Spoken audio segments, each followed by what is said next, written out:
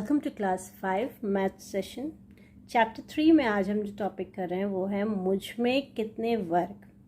अभी तक हमने सीखा था कि अलग अलग प्रकार के वर्ग और आयत का क्षेत्रफल निकालना, लेकिन आज हम जो करेंगे वो है अलग अलग आकृतियों के क्षेत्रफल निकालना।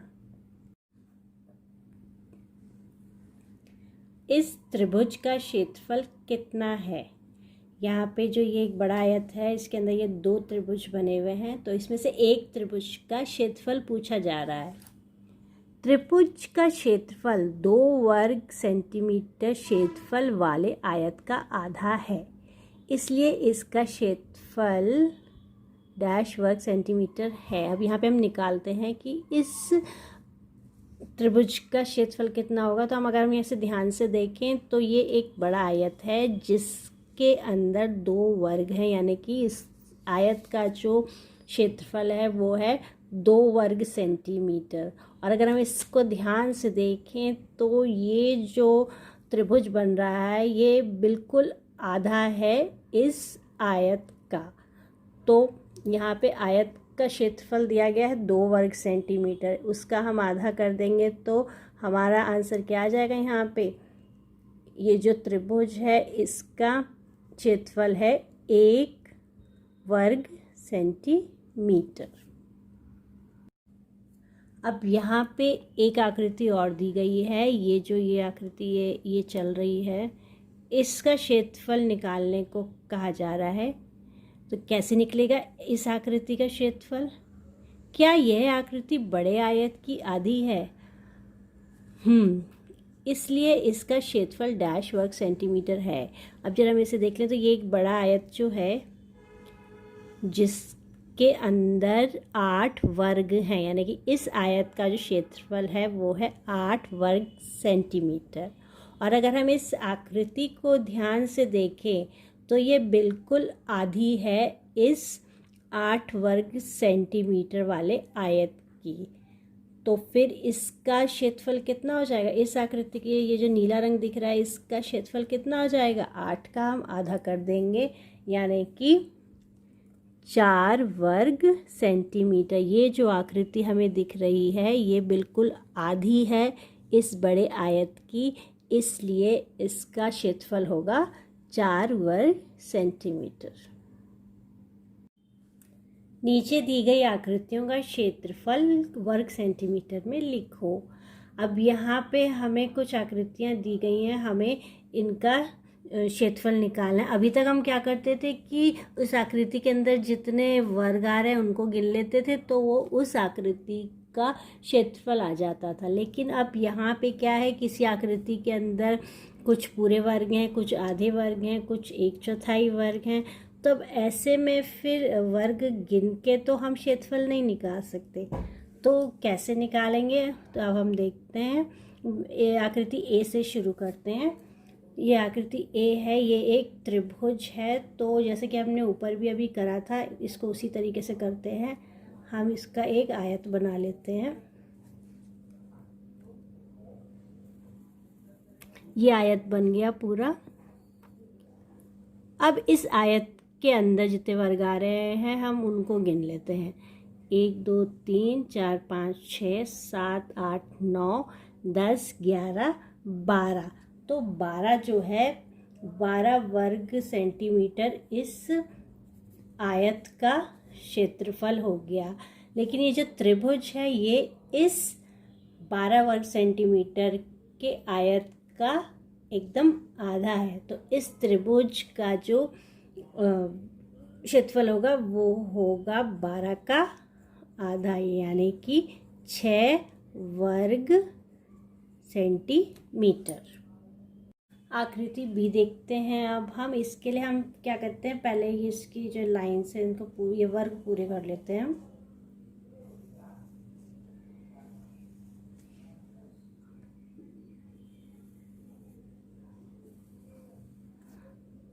अब हम पहले तो पूरे जो वर्ग आ रहे हैं उनको गिन लेते हैं। तो हमने ये गिन लिया 1 2 3 4। खड़ी रेखा से हमने जो है पूरे वर्ग दिखा लिए। अब हम जो आधे वर्ग आ रहे हैं उनको गिन लेते हैं। ये पड़ी रेखा से हमने आधे वर्ग जो हैं वो दिखा लिए। तो 4 हमारे पास हो गए पूरे वर्ग और 4 हमारे पास हो गए आधे वर्ग। और फिर हमारे पास कुछ 1/4 भी बच रहा है, तो उसको हम एक बिंदु से दिखा लेते हैं 1/4। तो अब हम देखें, जो खड़ी रेखा से हमारे पास हो गए 4 वर्ग, पड़ी रेखा से हो गए हमारे पास, पड़ी रेखा हमारे पास है 4 8 8 है हमारे पास पड़ी रेखा, यानी कि कितने वर्ग हो गए? 4 वर्ग हमारे ऐसे हो गए, पड़ी रेखा से बन गए। और बिंदु हैं हमारे पास 4, यानी कि, और वो 1/4 दिखा रहे हैं, यानी कि 1/4, 4 बार 1/4 को हम जोड़ेंगे तो हमारा बन जाएगा 1 वर्ग हमारे पास ऐसे आ गया। तो 4 + 4 + 1 हो गया हमारा 9। जो बी आकृति है इसका जो क्षेत्रफल है वो है 9 वर्ग सेंटीमीटर। अब सी आकृति देखते हैं हम। तो इसमें हम देख सकते हैं कि एक तो 2 वर्ग तो ये पूरे पूरे हैं, और इसके बाद जो है इन 2 वर्ग में से जितना हिस्सा यहाँ कटा हुआ है उतना ही इन 2 वर्गों में ज़्यादा है, यानी कि ये जो इतना हिस्सा है ये यहाँ से ही कटा हुआ है। तो ये दोनों को अगर हम मिला दें तो हमारे पास 2 वर्ग सेंटीमीटर का जो एरिया है वो आ जाएगा। तो 2 वर्ग सेंटीमीटर हमारे इनको मिला के हो जाएगा, और 2 हमारे पास ये पूरे पूरे हैं, तो इस आकृति का जो क्षेत्रफल है वो आएगा 4 वर्ग सेंटीमीटर। अब ये डी आकृति देख लेते हैं हम। इसके लिए हम पहले ये रेखाएं पूरी कर लेंगे।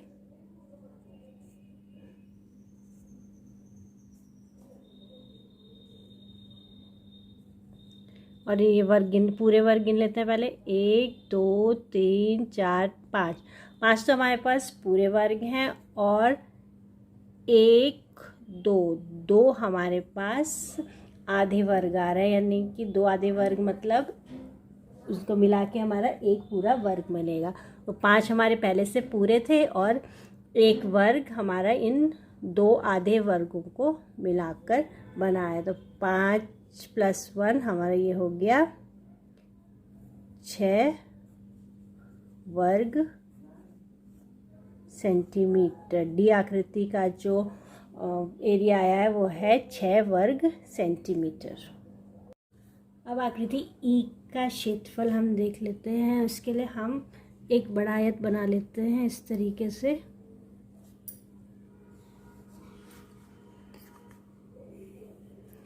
और बीच की भी रेखाएं जो हैं वो भी बना लेते हैं।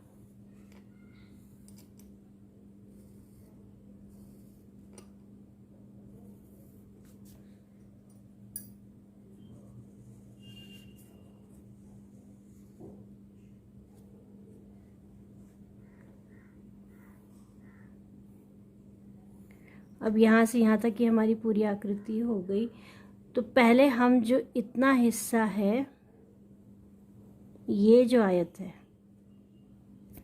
इसको देख लेते हैं। तो इस आयत का जो क्षेत्रफल है वो है 9 वर्ग सेंटीमीटर। 1 2 3 4 5 6 7 8 9। और ये जो त्रिभुज बन रहा है, ये जो हिस्सा बन रहा है, ये है आधा। 9 का आधा हो गया 4.5 वर्ग सेंटीमीटर।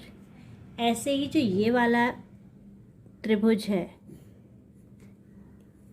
ये जो आयत के अंदर त्रिभुज आ रहा है, इसका भी जो क्षेत्रफल है वो 4.5 वर्ग सेंटीमीटर होगा।